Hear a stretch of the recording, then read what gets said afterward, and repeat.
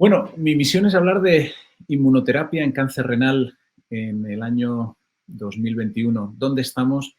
Pero sobre todo también ver un poquito de dónde venimos. Estos son mis disclosures, mis conflictos de interés y estos son los objetivos que me planteé cuando estaba preparando esta charla. Y por una parte era que la audiencia se familiarizara con lo que son las bases biológicas del cáncer renal avanzado, que lo hagamos desde una perspectiva histórica. Yo creo que es bueno conocer el pasado y ver un poquito de dónde venimos. Que la audiencia también entienda cómo el conocimiento de estas bases biológicas del cáncer renal ha sido fundamental para el desarrollo de nuevos fármacos en esta patología. Y luego que terminemos centrándonos en los datos más recientes que hemos tenido en inmunoterapia como una aproximación para tratar esta enfermedad. Este es un poco el guión que vamos a seguir. Empezaremos con una introducción para poner a todo el mundo en contexto. Luego vamos a entrar en algunos detalles de la biología molecular del cáncer renal a través de los distintos hitos históricos que hemos tenido para terminar, como decía, con los datos de la inmunoterapia y luego estaremos abiertos a preguntas y respuestas. Bien, pues vamos allá. Vamos a empezar por algo tan sencillo para no perder a nadie en la audiencia como entender qué es realmente el cáncer renal, porque cuando uno habla de tumores renales, pues realmente los podemos clasificar de distintas formas. Y una clasificación que puede ser muy sencilla, pero que a la vez es bastante pedagógica y clarificadora, pues podría ser clasificar los tumores del riñón en base a su origen anatómico y el tipo celular del cual derivan. Y así tendríamos, por una parte, los carcinomas de células renales, que serían el primer tipo y son aquellos tumores que van a desarrollarse a partir del córtex renal, de ese compartimento epitelial del córtex renal que ven aquí en esta zona. El segundo y tercer tipo de tumores podrían ser aquellos que se desarrollan de los ductos colectores o de la medular, de esta otra zona que ven aquí en el riñón. Y el cuarto tipo, por localización y por origen celular, pues podría ser los tumores renales, perdón, que se saltó, los tumores renales que derivan de esta zona de aquí, que se llama la pelvis renal. Pues bien, hoy de esos 4 subgrupos realmente nos vamos a centrar en el primero. De lo que vamos a hablar hoy es del carcinoma de células renales, que de hecho es el tipo de cáncer de riñón más frecuente que vamos a ver en nuestra práctica clínica. Pero la cuestión es que esos carcinomas de células renales en realidad son un grupo heterogéneo de tumores que, como hemos dicho, crecen a partir de ese epitelio tubular renal, que hemos dicho también que son los tumores más frecuentes, representan el 85%, pero tenemos que entender que no todos los carcinomas de células renales son los mismos, sino que tenemos distintos subtipos. Y he aprovechado esta frase del doctor Linehan, donde explica muy bien cómo el cáncer de riñón no es una única enfermedad, sino que incluye a una serie de tumores, de cánceres que pueden ser diferentes desde el punto de vista histológico, diferentes desde el punto de vista clínico, que pueden tener respuestas distintas al tratamiento y que pueden tener además una biología molecular distinta, porque pueden estar causados por mutaciones en distintos genes. Y básicamente, para que nos centremos, tenemos que entender que estos tumores de células renales van a comprender a los tumores de células claras, a los tumores papilares tipo 1, papilares tipo 2 y cromófobos, que van a representar más o menos un 75% los tumores de células claras, un 5% los papilares tipo 1, un 10% los papilares tipo 2 y aproximadamente un 5% los tumores cromófobos. Luego existen otras variedades, digamos, menos frecuentes que no están aquí representadas. Bien, pues ya hemos conocido al protagonista de esta charla, que es el carcinoma de células renales, con estos pequeños matices que acabamos de explicar. Pero bien, vamos a mirar a las bases biológicas de este tumor y vamos a ver cómo el conocimiento de las bases biológicas de este tumor nos ha permitido el desarrollo terapéutico en esta enfermedad. Y vámonos a los años 80. Vamos a empezar por la década de los 80, cuando realmente todo lo que sabíamos de la biología molecular del cáncer renal es que era un tumor inmunogénico.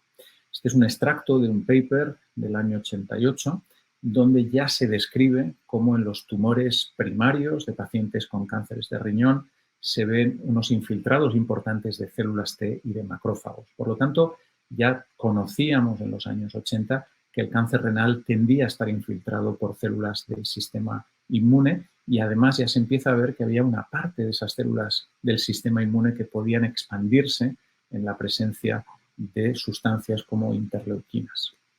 Bien, eso dio lugar a que en aquella época, en los años 80, principios de los 90, empezáramos a testar unos fármacos como moduladores del sistema inmune, y se empezó con interferones. Y tenemos varios estudios con una N pequeño número de pacientes, donde se observaba actividad de esta estrategia, que no era otra que estimular esa respuesta del sistema inmune. Y se veía actividad, pero también se veía una toxicidad que no era despreciable. Y esto siguió este desarrollo, y aquí he querido poner esta foto del doctor Rosenberg, que creo que es uno de los pilares realmente en el terreno de la inmunoterapia en el cáncer renal, y esta frase del doctor Rosenberg, que habla de la inmunoterapia adaptativa o adoptiva, mejor dicho, podríamos pensar que es muy reciente, y en realidad ya es del año 85, cuando él habla de esta posibilidad de tratar el cáncer renal, y cómo él explica que una aproximación terapéutica es seleccionar células que pueden tener una reactividad frente al tumor y que se administran al huésped, y que bien esas células solas, o bien esas células, perdón, directamente o indirectamente pueden establecer una regresión de los tumores. Y ya él empieza a desarrollar una línea de investigación en el cual se da cuenta que la infusión de esas células junto con algunos estimulantes como la interleuquina representan un potencial tratamiento del cáncer renal. Y este desarrollo lo plasma en diversos estudios, y esta es una de las publicaciones del doctor Rosenberg en el año 85, un New England, donde empieza a mostrar cómo en un grupo pequeño de pacientes, 25 pacientes que son tratados con esta estrategia, esta terapia Adoptive Cellular Therapy, esta terapia adoptiva, ya ve respuestas en pacientes con cáncer renal avanzado. Por lo tanto, empezamos a ver en los años 80 y 90 cómo modular el sistema inmune realmente era eficaz para tratar el cáncer renal. Y esto tiene su culminación en el año 92, en el año de el empleo de altas dosis de interleuquina para el tratamiento. Tiene una acogida con pinzas, se hace en base a 255 pacientes.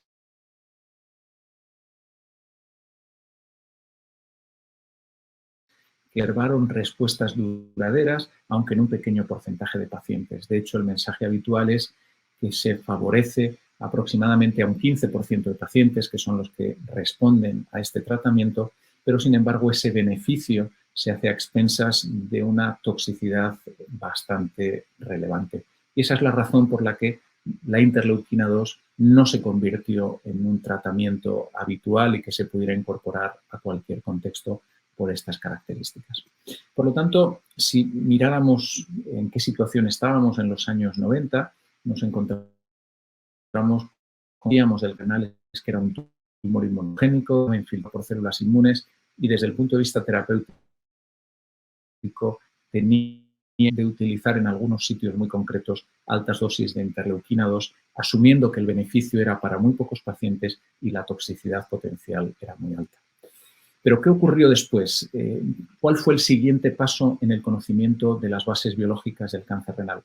Pues es una historia muy interesante desde el punto de vista médico, porque el conocimiento que tuvimos sobre la biología de esta enfermedad viene de una serie de observaciones clínicas. Y esas observaciones clínicas se plasman en un síndrome que se llama el síndrome de von Hippel-Lindau. Von Hippel-Lindau, dos especialistas, que uno de ellos a finales del siglo XIX empieza a hacer unas descripciones clínicas en las cuales refiere cómo ha observado en una serie de pacientes la presencia de ciertas lesiones en el sistema nervioso central caracterizadas por una amplia vasculatura. Es decir, que empiezan a hablarse de hemangioblastomas en el cerebelo, de hemangioblastomas en la columna, en la médula espinal. Más adelante, el doctor Lindau empieza también a hacer descripciones clínicas en pacientes que empiezan a presentar angiomas retinianos y otra serie de patologías, y describen este síndrome que lleva el nombre de estos dos doctores, el síndrome de von Hippel-Lindau, Y en aquel momento lo único que conocen de ese síndrome son las características clínicas que tiene, que es una esencia de enfermedades caracterizadas por una rica angiogénesis, un patrón de herencia autosómico dominante y además describen que entre esas patologías que presentan los pacientes con un síndrome de von Hippel-Lindau aparece con una frecuencia muy superior a la población media cáncer renal de células claras. Cuando von Hippel y Lindau describen esto, no hacen más que una mera descripción clínica de unas observaciones, pero no sabían realmente qué subyacía a ese síndrome. Tenemos que esperar hasta el año 93 y es en el año 93 cuando se identifica el gen que estaba detrás de este síndrome. Ese gen que está en el brazo corto del cromosoma 3, se denomina el gen de von Hippel-Lindau y tiene un papel crítico en esta enfermedad. Pero realmente, ¿por qué von Hippel-Lindau es relevante aquí y qué tiene todo esto que ver con el cáncer renal? Pues vamos a ver si soy capaz de explicárselo. Más que von Hippel-Lindau, y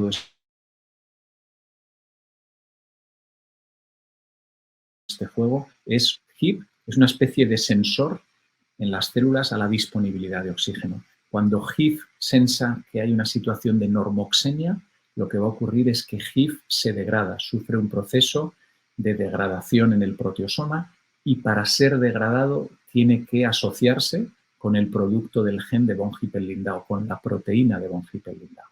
Bien, cuando HIF sensa que en la célula no hay oxígeno, que estamos en una situación de hipoxemia, HIF lo que hace es deshacerse de esa proteína de von Hippel-Lindau, traslocarse al núcleo, formar un dímero y unirse al DNA para estimular la transcripción de una serie de genes que lo que van a hacer es intentar contrarrestar esa hipoxemia.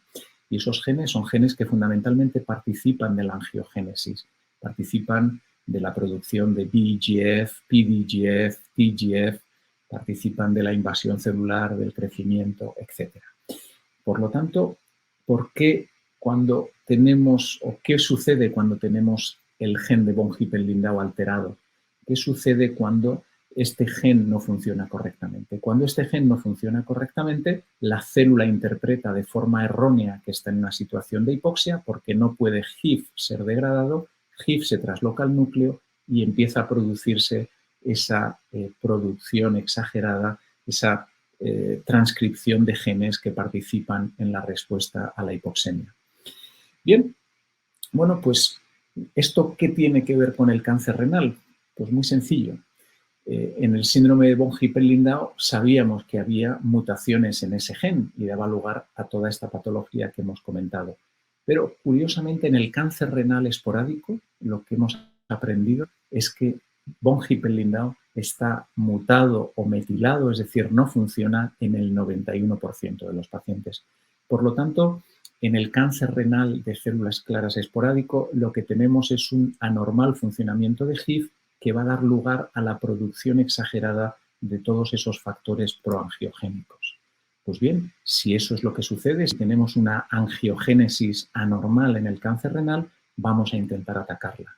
Y esto fue lo que se hizo, y nos vamos tan atrás como al año 2003, cuando lo que se diseñó fue un primer estudio diciendo, bueno, si los pacientes con cáncer renal de células claras están produciendo mucho VEGF, vayamos a por ese ligando. Y se diseñó un estudio con un fármaco, un anticuerpo monoclonal denominado bevacizumab, que se dirigía a VEGF. Y este, de alguna manera, fue el primer estudio exitoso en la terapéutica del cáncer renal en la era de los antiangiogénicos y de alguna manera abrió esa caja de Pandora de todos estos fármacos. A partir de ahí, lo que sucede es que empezamos a desarrollar multitud de fármacos, ya no todos dirigidos contra el ligando, sino que lo que hicimos fue irnos al receptor donde ese ligando se va a unir y desarrollamos estas pequeñas moléculas denominadas inhibidores tirosinquinasa, porque lo que hacen es bloquear la fosforilación de residuos de tirosina a este nivel, y aquí tenemos la llegada de sunitinib, sorafenib, pazopanib, etc. Bien, pues esto es cómo se fue desarrollando la terapéutica del cáncer renal a partir de ese conocimiento que extraímos de desentrañar el síndrome de von Hippel-Lindau. Además, nos dimos cuenta que HIF también tiene una regulación por otras vías, como puede ser la vía de mTOR, y en ese momento se desarrollaron fármacos como los inhibidores de mTOR, everolimus, temsirolimus y otros tantos. Muy bien, pues estos son los estudios que en aquel momento fueron muy importantes, los estudios pivotales con los inhibidores tirosinquinasa y con los inhibidores de mTOR, que dieron lugar a que en los años 2000 tuviéramos ya una serie de fármacos que cambiaron, que fueron de alguna manera los que hicieron la primera revolución de la terapéutica del cáncer renal. Y esto fue en paralelo al descubrimiento de esas bases moleculares, de esa dependencia de la angiogénesis que tiene el cáncer. Bueno, vivimos aquella época con mucha ilusión, pero a medida que fueron pasando los años nos dimos cuenta que estos inhibidores tirosinquinasa tenían un beneficio relativo, pero los pacientes o los tumores de los pacientes terminaban tarde o temprano desarrollando una serie de resistencias que podían ser primarias, había un pequeño porcentaje de pacientes que nunca respondían a estos inhibidores tirosinquinasa, o resistencias secundarias, una vez que habían respondido terminaban tiempo después desarrollando resistencias a este tratamiento. Por lo tanto, necesitábamos nuevos tratamientos, necesitábamos nuevas aproximaciones y para ello el planteamiento fue intentar conocer un poquito mejor el enemigo al que nos estábamos enfrentando. Esto es un extracto de un libro muy común en las escuelas de marketing, que es El arte de la guerra, y que dice que si conoces a tu enemigo y te conoces a ti mismo, pues realmente no tendrás que tener miedo en 100 batallas que vayas a librar. Y lo contrario, si no conoces a tu enemigo, no te conoces a ti mismo, pues desde luego no tienes mucho que hacer. Entonces, en este caso era muy importante conocer mejor a nuestro enemigo y volvimos un poco a las bases y empezamos a analizar qué era lo característico y lo peculiar del cáncer renal. Y empezamos a ver, y ya teníamos técnicas más modernas, y ya podíamos identificar de una forma más eficaz las células del sistema inmune, cómo realmente esos tumores renales estaban infiltrados por células del sistema inmune. No sabíamos muy bien exactamente qué valor tenía eso y, de hecho, lo que veíamos es que ese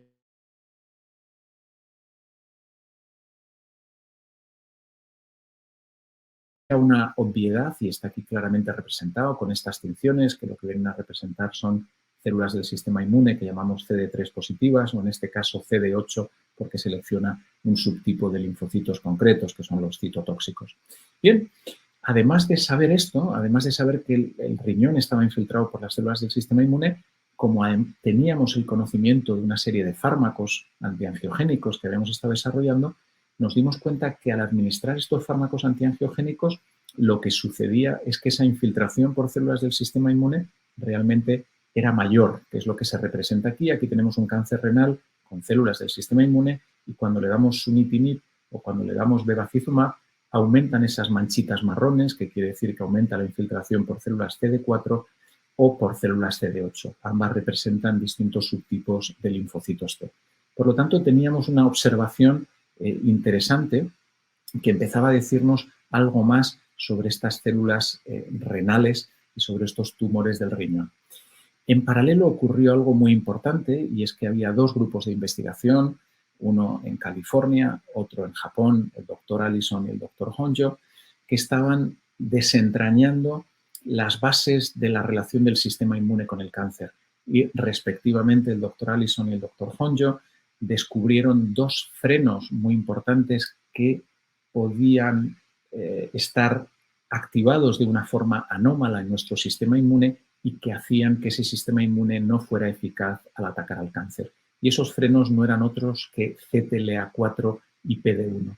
Y lo importante es que no solo identificaron estos frenos, este sistema de autocontrol del sistema inmune que está exageradamente funcionando cuando tenemos un cáncer, sino que desarrollaron o fueron muy eficaces o fueron fundamentales en el desarrollo de fármacos, para parar ese freno, para de alguna manera detener ese freno del sistema inmune y hacer que nuestros linfocitos fueran eficaces a atacar el cáncer. Y se desarrollaron estos fármacos que se llaman anti-CTLA4 y que se llaman anti-PD1 o anti-PDL1. Básicamente lo que estás haciendo es desbloquear el freno de tus células para que, como ven aquí representado por estas flechitas azules, sean capaces de atacar al cáncer. Luego teníamos un mejor conocimiento de la enfermedad. Teníamos unos fármacos antiangiogénicos, conocíamos que esos antiangiogénicos aumentaban la infiltración por células inmunes y además estos dos señores habían desarrollado unos fármacos que podían activar a nuestro sistema inmune contra el cáncer. Si combinábamos este conocimiento, y fue lo que hicimos, miramos a ver qué ocurría cuando administrábamos estos antiangiogénicos, cómo modulábamos el sistema inmune. Y lo que se vio es que cuando se administran esos antiangiogénicos, realmente lo que haces es que aumente la expresión de PDL1, es decir, que estos tumores teóricamente puedan ser más sensibles a tratamientos dirigidos a esa diana. Por lo tanto, lo que teníamos era la tormenta perfecta. Teníamos todo lo que necesitábamos para que pudieran funcionar estas terapias en cáncer de riñón. Y así fue. Lo que ocurrió es que durante estos años se han combinado estrategias de inmunoterapia, bien como agentes únicos, bien en combinación con varios inmunoterápicos, y tenemos el ejemplo de nivolumab e ipilimumab, que es una combinación de un anti-PD1 con un anti-CTLA4, es decir, vamos a por los dos frenos a intentar desbloquearlos, o tenemos distintas combinaciones donde lo que hacemos es utilizar un antiangiogénico, por ejemplo, en esta combinación, y utilizar un inmunoterápico, Cabonivo o Pembroaxi o Pembrolizumab. Son el mismo concepto con distintos fármacos. De manera que lo que hemos aprendido es que modular el sistema inmune, bien de una forma única, como solo utilizar inmunoterapia, o bien combinando la inmunoterapia con antiangiogénicos, es una estrategia eficaz para el tratamiento del cáncer renal metastásico. Y lo es por todo esto anterior que hemos comentado que justificaría este desarrollo clínico. Y esto ha hecho que hoy en día hayamos pasado de hace 15, 20 años nuestras opciones terapéuticas, cuando teníamos en la consulta a un paciente con un cáncer renal avanzado, eran muy limitadas, a que hoy en día tengamos a veces un dilema sobre cuál es el tratamiento que le debo ofrecer a mi paciente. Y es la reflexión que vamos a hacer en los próximos minutos. ¿Qué puedo yo esperar de los regímenes con inmunoterapia en el tratamiento de mi paciente con cáncer renal avanzado? ¿Qué es relevante para mis pacientes o para mí? ¿Qué es realmente lo que importa? ¿Es vivir más lo que importa? ¿Tengo que concentrarme en los datos de supervivencia como mi objetivo principal? ¿Es reducir la carga de tumor? Es decir, lo que me preocupa es la respuesta objetiva. ¿Es alcanzar un beneficio muy prolongado? Es decir, lo que quiero son respuestas muy duraderas. ¿O cómo puedo yo encajar a mi paciente con su tratamiento ideal? ¿Voy a beneficiar a los distintos pacientes? Porque sabemos que no todos son exactamente iguales, hay distintos subgrupos. Bueno, pues vamos a reflexionar sobre esto. Ante la primera pregunta, si miramos a las 4 opciones que he resumido aquí que tendríamos, que oscilarían entre utilizar la doble estrategia de inmuno, que es el Checkmate 214, utilizar nivolumab y ipilimumab, o bien estas 3 otras opciones, que es combinar un antiangiogénico con inmunoterapia, bien axipembro, cabonivo o lenvapembro, pues el mensaje sería muy sencillo. Si miramos a estos números, el beneficio en términos de supervivencia es prácticamente similar a lo largo de estos 4 estudios, de estas 4 aproximaciones a la terapéutica de los pacientes con cáncer renal. Por lo tanto, ese dilema, cuando estemos en la consulta, bueno, pues voy a hacer que mi paciente tenga una mejor o peor supervivencia, probablemente nos vamos a manejar en unos rangos muy similares. ¿Y qué hay sobre ese beneficio duradero? Si realmente lo que me preocupa es el beneficio a largo plazo. Bueno, pues la realidad es que el beneficio a largo plazo es algo muy característico que hemos observado con los tratamientos de inmunoterapia. Lo que sabemos de la inmunoterapia es que los pacientes que responden de una forma eficaz tienden a sumarse a esto que llamamos la cola de la inmunoterapia, a estas gráficas que se van manteniendo aquí en alto a pesar de los años. Y en este análisis presentado por Laurent Salvillés, como veis, las probabilidades de supervivencia a los 4 años son del 50% para el grupo que recibió inmunoterapia con nivo-ipi, frente a un 35% a los que recibieron sunitinib. Por lo tanto, la combinación de 2 inmunoterápicos, desde luego, parece que nos puede proveer esas respuestas profundas y duraderas.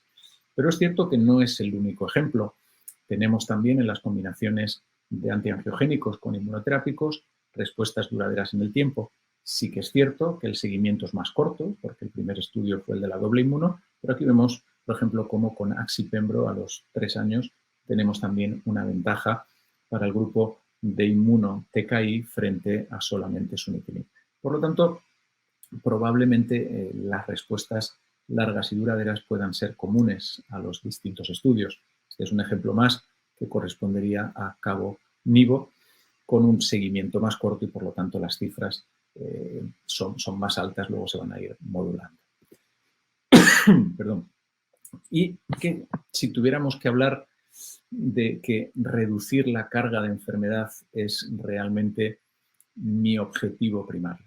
Bueno, pues aquí quizá empezamos a ver algunos matices, cambian las cosas si lo que tenemos es un tratamiento con solo doble inmunoterapia, que como vemos las respuestas objetivas son algo más bajitas, que si lo que estamos haciendo es dar una combinación de TKI con inmunoterapia. Es cierto que no es una comparación justa porque las poblaciones que se incluyeron en estos 4 estudios difieren un poco, pero también es cierto que estamos viendo cómo estas combinaciones de inmuno-TKI nos proveen respuestas objetivas mayores. Estamos llegando hasta 70% de respuestas en el estudio CLEAR, que bueno, no está todavía aprobado en todos los países, pero yo creo que es un mensaje que debemos tener presente.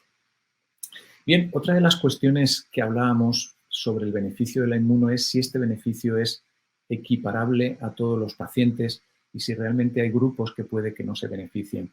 Y esto es un debate que tenemos y quizá el mundo de la oncología, de la urooncología está un poco dividida al respecto, pero existe aproximadamente un 20% de pacientes con cáncer renal avanzado, que son los pacientes de buen pronóstico, y el beneficio de estos dobletes todavía es algo controvertido. Y yo creo que esto, una imagen vale más que 1000 palabras. Este es el análisis de los pacientes de buen pronóstico, de riesgo favorable, dentro del estudio de NIVO-IPI, y aquí podemos observar cómo realmente las líneas son superponibles, es decir, que cuando miramos a las diferencias en supervivencia entre uno y otro, no hay prácticamente diferencias. De hecho, a los 48 meses los números son mejores para sunitinib que para ipinivo. Por lo tanto, es un grupo en el que cabe la posibilidad de plantearse si hemos de tratarles con un doblete. Un ejercicio parecido podemos verlo con el estudio de Pembrolizumab, donde cuando se analiza la población de riesgo favorable, si se dan ustedes cuenta, pues el porcentaje de pacientes vivos a los 42 meses pues es prácticamente idéntico, de hecho un poquito superior para sunitinib frente al combo. Por lo tanto, yo diría que en el grupo favorable todavía no hemos visto un beneficio claro en supervivencia global y desde luego es un grupo en el que cabría discutir si necesitan un doblete o solo un single agent. Hay otros grupos que también son importantes, que son algunas histologías especiales. Y desde luego la llegada de la inmunoterapia ha sido muy beneficiosa para el cáncer renal en general, pero ha sido especialmente beneficiosa para un subgrupo de pacientes y son aquellos que tienen diferenciación sarcomatoide. La diferenciación sarcomatoide no es una histología en sí, sino que es un grado de desdiferenciación que pueden presentar los tumores renales de cualquier variante histológica. Y lo que sí sabíamos es que los tumores que tenían un porcentaje elevado de diferenciación sarcomatoide eran tumores muy complicados de tratar solo con antiangiogénicos. La sorpresa grata ha sido que con los estudios que incluyen inmunoterapia nos hemos encontrado con tasas de respuesta que no habíamos visto antes, que llegan incluso hasta un 60%, con tasas de respuesta completa que pueden llegar hasta un 19% y con unas supervivencias que no conocíamos anteriormente en estas variantes de tumores. Por lo tanto, grandes noticias para los tumores sarcomatoides. De manera que, si cerramos aquí un poco la primera parte de mi charla, yo diría que los combos basados en inmunoterapia, desde luego, son capaces de proporcionar un beneficio de larga duración en un porcentaje importante de pacientes con cáncer renal de células claras metastásico. Si nuestro principal objetivo, si nuestra prioridad es disminuir la carga de tumor, yo creo que los dobletes con inmuno-TKI posiblemente nos van a proveer de una posibilidad mayor de una respuesta objetiva, aunque es cierto que también lo vamos a tener que hacer a cambio de una toxicidad posiblemente más severa. Respuestas profundas y duraderas se observan con ambos, con dobletes de inmuno-inmuno o inmuno-TKI, aunque es cierto que datos con un seguimiento mayor los tenemos sobre los dobletes de inmuno-inmuno. Hay un subgrupo de pacientes, como comentábamos antes, que puede que no tengan un beneficio claro, al menos en términos de supervivencia global, de estos dobletes y que a lo mejor se pueden tratar con agentes únicos. Esto, como pongo ahí, es un trabajo todavía en marcha, aunque ya empezamos a tener datos de algún metaanálisis que viene a reforzar este mensaje. Y por último, acordarnos de esos pacientes tan tremendamente complicados en el pasado, que son los tumores sarcomatoides y que parece que se benefician especialmente de estas combinaciones. Bien, pues una vez que hemos comentado esta parte más teórica, me gustaría dedicar unos minutos, si nos restan, a ver algunos casos de la vida real para que veamos que esto tiene una traducción y para que también veamos que no es tan fácil el manejar estos fármacos y que desde luego tenemos que ser conscientes de que existe, bueno, pues una posibilidad real de que nos vayamos a enfrentar a efectos secundarios y que el manejo de esos efectos secundarios es muy importante. Y el último punto yo creo que también es crucial y es que las discusiones en un comité multidisciplinar son muy importantes. Vamos con el primer caso para no excederme del tiempo que se me ha concedido. El primero es un paciente de unos 72 años que tenía unos antecedentes médicos que solamente eran destacables por hipertensión y por una enfermedad pulmonar obstructiva crónica. Era un exfumador. Sabemos que el tabaquismo es un factor de riesgo claro para el cáncer de riñón.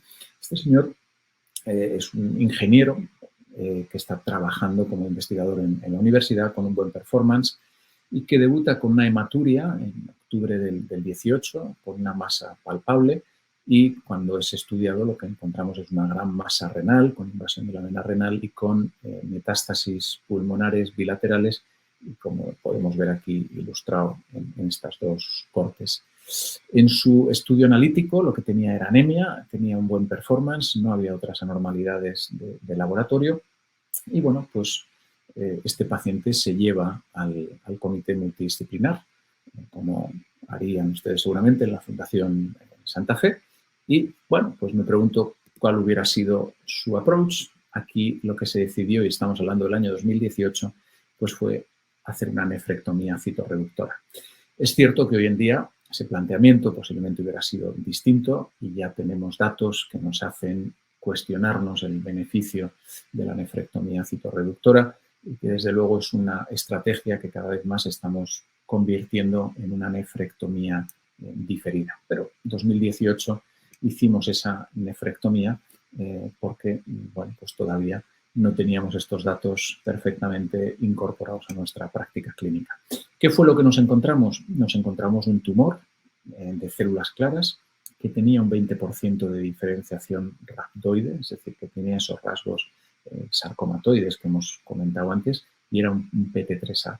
¿De acuerdo? Luego tenemos un paciente con una enfermedad metastásica, con una variante histológica muy común, que es el carcinoma renal de células claras y con un componente rhabdoide.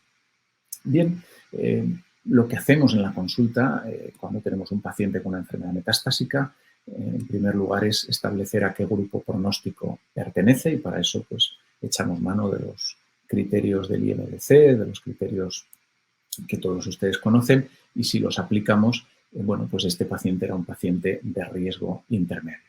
Bueno, pues ante aquella situación, pues tendríamos distintas opciones que yo les lanzaría la pregunta.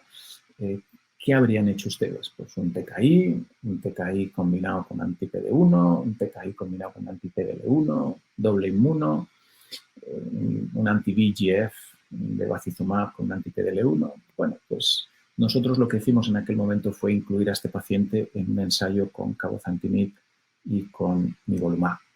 Y este paciente empezó el tratamiento y realmente ya cuando llega al segundo ciclo, pues presenta una hipertensión. Esto es algo que vemos con cierta frecuencia en el empleo de los inhibidores tirosinquinasa y lo que hacemos es empezar con valsartán, es uno de los fármacos que utilizamos con más frecuencia para el manejo de estos efectos secundarios. El paciente se mantiene inicialmente bien, pero nos llega al ciclo cuarto y tiene una hipertensión a pesar del valsartán.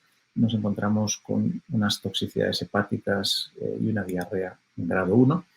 En aquel momento lo que hacemos es parar el cabozantinib. Normalmente cualquier toxicidad grado 3-4 nos va a llevar a parar el fármaco. Decidimos parar el cabozantinib y hacer una reevaluación en una semana y, por supuesto, aumentamos el tratamiento antihipertensivo. En ese momento aumentamos dosis de valsartán y le añadimos hidroclorotiazida.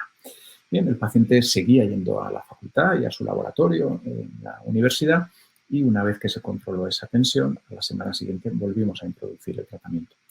Pero en el ciclo 5 nos encontramos con esta situación, nos viene con esta analítica, con estas transaminasas, que realmente pues, lo primero que hemos de hacer es irnos a los criterios del CTCAE, ver exactamente dónde estamos, qué grado de toxicidad es el que tenemos, qué es lo que nosotros hicimos, y a partir de ahí, pues, tomar una decisión. O sea, nos estamos encontrando aquí con una toxicidad hepática por elevación de transaminasas, que si ustedes se van a la tablita de más abajo, pues estamos hablando probablemente de un grado 2. Y la pregunta es, ¿qué hacemos? ¿Paramos el cabozantinib y rechequeamos en unos días? ¿Paramos el cabozantinib y la inmuno y rechequeamos? ¿Continuamos ambos fármacos y vemos el paciente en 3 semanas? No le damos importancia porque solo es un grado 2. Paramos los 2 fármacos y empezamos con prednisona. Bueno, pues lo que uno ha de hacer, sobre todo cuando está en un estudio, es irse a las recomendaciones que hace el protocolo. Y el protocolo lo que nos decía, y es lo que debemos hacer también en la vida real, es que realmente una toxicidad grado 2, cuando uno solo utiliza cabozantinib, no es muy relevante, pero desde luego cuando uno ya tiene ese aumento de enzimas hepáticas en estas cifras, pues lo que se recomienda, desde luego, es parar la dosis de la inmunoterapia. Bueno, lo que hicimos es ser muy prudentes, paramos ambos fármacos y decidimos reevaluar en unos días. Y esa estrategia tiene su sentido y es algo muy importante y que ustedes quizá deben interiorizar. Y es que cuando tenemos 2 fármacos que son potencialmente hepatotóxicos, en este caso podría ser una hepatitis inmunomediada o podría ser una elevación de enzimas solo por el cabozantinib, lo primero que tenemos que intentar es saber a quién le atribuimos la culpa. Bueno, pues en este caso esa detención del cabozantinib durante unos días y esa bajada rápida, bueno, lo que nos sugirió es que realmente esa elevación de la función hepática estaba relacionada con el cabozantinib. Por lo tanto, pudimos, previa discusión con el sponsor, volver a iniciar el cabozantinib y la inmunoterapia y la función hepática se mantuvo dentro de unos límites en las siguientes semanas. Bien, continuamos con el tratamiento, situación controlada, o sea, ya hemos aprendido cómo manejar esa toxicidad hepática, ¿vale? Cómo atribuir a quién corresponde, pero este paciente durante el curso de su tratamiento de pronto nos refiere una diarrea y es una diarrea que tiene un inicio brusco en los últimos 3 o 4 días, que son pues, más o menos unas 5 deposiciones al día, cuando era un señor que normalmente iba una vez al día al baño y que además se acompaña de ciertos sensación de, como de calambres, de dolor abdominal, ¿no? El resto es normal y entonces, bueno, pues uno gradúa, en este caso, serían unas diarreas posiblemente grado 2 por el número de diarreas. Entonces, ¿qué hacemos ante esta situación? Pues aquí también nos planteamos varias opciones, ¿no? Es decir, que nos podríamos plantear si parar ambos fármacos y rechequear, si parar ambos fármacos y empezar con esteroides y rechequear, si parar solo la inmuno y dar esteroides o si continuar, porque realmente pues, no nos preocupaba mucho. Bueno, pues el planteamiento fue que detuvimos ambos fármacos, que realmente lo que pensamos es que las características de esta diarrea y el tiempo en el que se presentaban no eran unas diarreas que sugirieran una asociación al inhibidor tirosinquinasa, sino que parecía más una colitis inmunomediada, esos dolores abdominales, esa presentación brusca, ese deterioro rápido. Y cuando uno sospecha una colitis inmunomediada grado 2, debe parar el tratamiento y debe poner tratamiento con esteroides lo antes posible, normalmente a 1 miligramo kilo o 1,5 miligramos. Empezamos con 60 miligramos, la diarrea mejoró, pudimos ir bajando los esteroides. Es muy importante que esta bajada sea progresiva. Normalmente utilizamos el esquema de 5 miligramos cada 3 días y se puede reintroducir la inmunoterapia cuando estamos por debajo de 10 miligramos de prednisona, 10 o menos de 10. Y el TKI tan pronto como llegáramos a un grado 1. Y esto fue lo que realmente hicimos, ¿de acuerdo? O sea que, como había sido un grado 2, consideramos reintroducir. Solo hemos hablado de toxicidad, hemos hablado de esa elevación de transas, hemos hablado de esa colitis inmunomediada, pero ahora también quizá vale la pena que hablemos de cómo le fue a este señor en términos de eficacia y como se ve aquí gráficamente, he cogido como muestra una de las imágenes, este paciente hizo una respuesta muy favorable. El paciente siguió con tratamiento y ya más adelante en el tiempo, como consecuencia de un cansancio acumulativo que ya empezaba a convertirse en una astenia que comprometía su funcionamiento, después de descartar otras causas, no tenía ni una anemia severa, no tenía un hipotiroidismo, no tenía una hipofisitis, se atribuyó al cabozantinib y se bajó la dosis del cabozantinib de 40 miligramos, que es lo que llevaba en el estudio, a 20 miligramos al día, y el paciente continuó sin más problemas. El paciente se ha mantenido o se mantuvo con beneficio y con mínima enfermedad residual. Bien, pues 2 mensajes de este paciente. Primero, cómo manejar la toxicidad hepática con los combos. Hay que tener muy presente que la toxicidad hepática es más común cuando utilizamos un combo de inmuno y TKI que cuando utilizamos cada una de estas drogas por separado. Que, bueno, es bastante común que tengan relación con el TKI, es decir, que no sean inmunomediadas y, por lo tanto, la estrategia de parar el TKI durante unos días y rechequear en 3 o 5 días suele ayudarnos. Estos 3 o 5 días van a depender un poco del TKI que estemos utilizando. Hay TKIs que tienen vidas medias más prolongadas, hay otros que tienen vidas medias más cortas. El axitinib tiene una vida media más corta, en 3 días vamos a ver una respuesta rápida, algunos necesitan un poquito más. Y, desde luego, si esto es lo que ocurre, bueno, pues es seguro reintroducir el TKI y se puede considerar una reducción de dosis dependiendo de la severidad o se le puede dar una segunda oportunidad al paciente, ¿de acuerdo? Y, bueno, pues desde luego no debemos entrar en pánico, ¿vale? No debemos empezar con esteroides inmediatamente, salvo que tengamos una sospecha o el paciente esté muy enfermo. Y lo que podemos hacer con la inmunoterapia es o bien dar esa dosis después o saltarnos esa dosis, ¿de acuerdo? En relación a las diarreas, que también pueden ser por los 2 fármacos, hay una diferencia clínica. La diarrea que vemos habitualmente atribuida a los TKIs suele ser de una presentación más progresiva, más crónica. Los pacientes desde los primeros ciclos ya empiezan con diarrea, es una diarrea grado 1 que molesta pero que está ahí, no suele acompañarse de un deterioro clínico, de ese dolor abdominal, ni fiebre, no, desde luego que no. Si tenemos dudas ante la presentación podemos hacerlo de parar el TKI o si vemos que el paciente realmente está muy malito o tenemos una sospecha clara de una colitis inmunomediada, administrar los esteroides. Por lo tanto, muy importante que manejemos bien las toxicidades, si no, es posible que el uso que hagamos de estos combos no sea el adecuado. Es muy importante que eduquemos a nuestros pacientes y es muy importante que eduquemos a nuestros médicos. Debemos saber, debemos estar familiarizados, mejor dicho, con estas toxicidades para poder diagnosticarlas e intervenir a tiempo. La clave de las toxicidades que acabamos de referir es identificarlas de una manera temprana y tratarlas. Y si es así, la resolución es casi universal en la mayor parte de los pacientes. Cuidado con bajar los esteroides demasiado rápido. 5 miligramos cada 3 días es una opción, de acuerdo, para hacerlo. Bien, vamos con otro caso. Es un caso interesante desde el punto de vista clínico y que tiene distintas lecturas.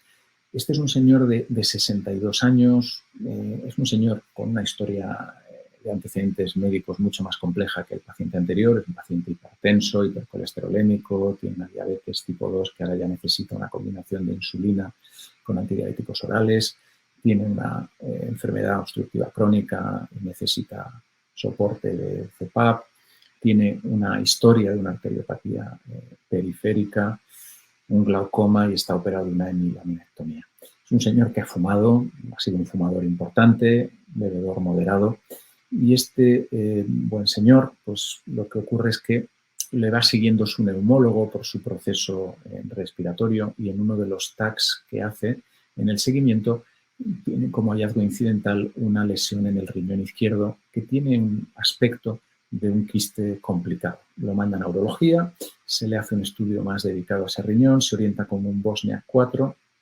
no hay en principio signos de enfermedad a distancia, hay una lesión en el hígado que se atribuye a un hemangioma y no se observa nada más que una ateromatosis severa. Esta es la lesión y lo que se hace con esta imagen que orienta como ese Bosniak 4 quístico es llevarlo al comité multidisciplinario. Se discute la aproximación con este paciente, con múltiples comorbilidades, con esa lesión cuya naturaleza no está completamente clara, y al final lo que se decide es hacer una nefrectomía parcial.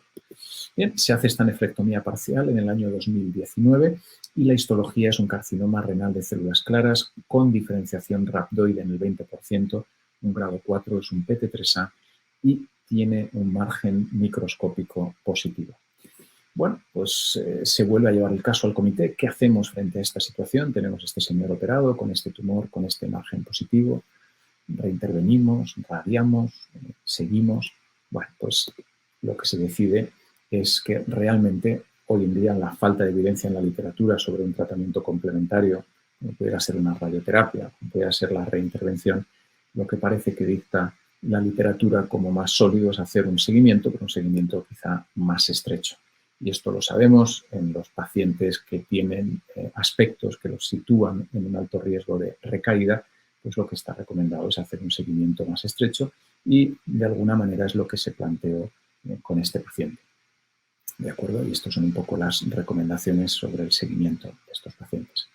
Bueno, pues el paciente, un poquito antes de que llegara ese seguimiento estrecho, consulta en su médico de familia, dice que se encuentra tremendamente cansado, dice que últimamente ha notado que tiene heces oscuras, se le hace un estudio analítico y se ve que tiene una hemoglobina de 5.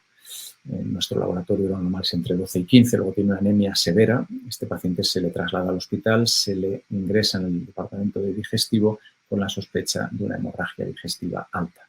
Se hace un estudio endoscópico donde se ve que tiene una lesión ulcerada de aspecto neoplásico en el píloro, aunque permite el paso del endoscopio, y se describe como una estenosis en el antro píloro que sugiere una neoplasia gástrica. Bueno, el patólogo inicialmente habla de una adenocarcinoma, dice que tiene una diferenciación de células claras, y nos da estos datos de la inmunohistoquímica. Bueno, cuando está ingresado se le hacen una serie de estudios y estos estudios de lo que hablan es que hay una lesión en el segmento 6 hepático que tiene 33 milímetros.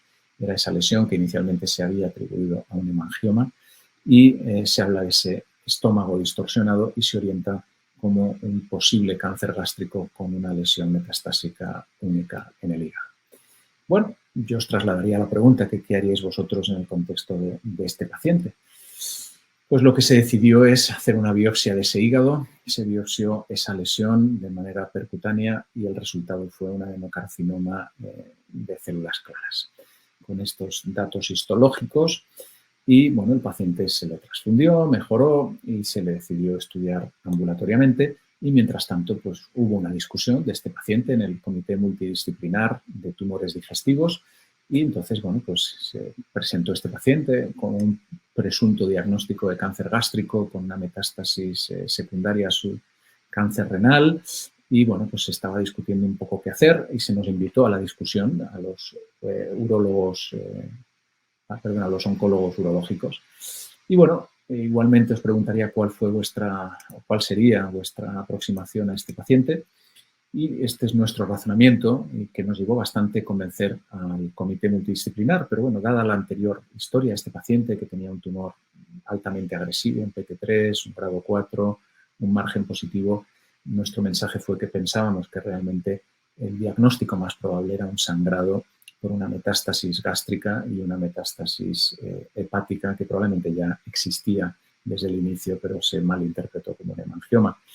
A todo esto, la condición del paciente, recuperándose de un sangrado importante y sus múltiples comorbilidades, nos parecían que contraindicaban una aproximación quirúrgica agresiva. Y el contraargumento de los cirujanos es que, bueno, las metástasis gástricas por cáncer renal no es una cosa que veamos muy frecuentemente, pero sí se ven y están descritas en la literatura y tengo que reconocer que tuvieron, bueno, pues la humildad de aceptar nuestras sugerencias y en ese momento, cuando salimos de ese comité multidisciplinar, yo tenía al paciente citado en la consulta por primera vez y este paciente, cuando lo estábamos explorando, estuvo a punto de desmayarse, se le veía pálido, taquicárdico, lo mandamos a urgencias, de nuevo estaba sangrando con una hemoglobina de 4, se le transfundió, se le dio radioterapia hemostática y cuando el paciente se recuperó empezamos a darle tratamiento. Y decidimos darle tratamiento con una doble combinación de inmuno y el paciente recibió ipi-nivo con el régimen habitual, completó los 4 ciclos de la combinación, seguido por solo nivolumab. La tolerancia fue extraordinaria, salvo un prurito grado 1, y la hemoglobina volvió a sus valores normales y realmente apenas tuvo ninguna toxicidad relevante. Un control endoscópico posterior confirmó un beneficio a nivel de estómago y bueno, tuvimos algunos cambios en la lesión hepática que sugerían necrosis de esa lesión a nivel hepático. Por lo tanto, este caso, que tiene luego muchas más derivadas y que podemos discutir si queréis, era un caso complicado médicamente, era un señor con múltiples comorbilidades que desde luego ponía en riesgo la seguridad de algunos tratamientos y me parece que fue muy importante el discutirlo en un entorno multidisciplinar. Creo que esa discusión enriqueció el manejo de este paciente. Las decisiones se tomaron en base al consenso de múltiples especialistas y no con poca discusión. Y yo creo que fue muy importante los inputs de todos, incluido también del patólogo, que tuvo a bien revisar, comparar, incluso corregir algún diagnóstico inicial que había hecho. En este caso, el beneficio yo creo que fue muy relevante en este paciente de inmuno con poquita toxicidad. Me queda la duda de saber cuál fue el efecto que tuvo esa radioterapia que se le dio hemostática en incrementar la eficacia de este fármaco.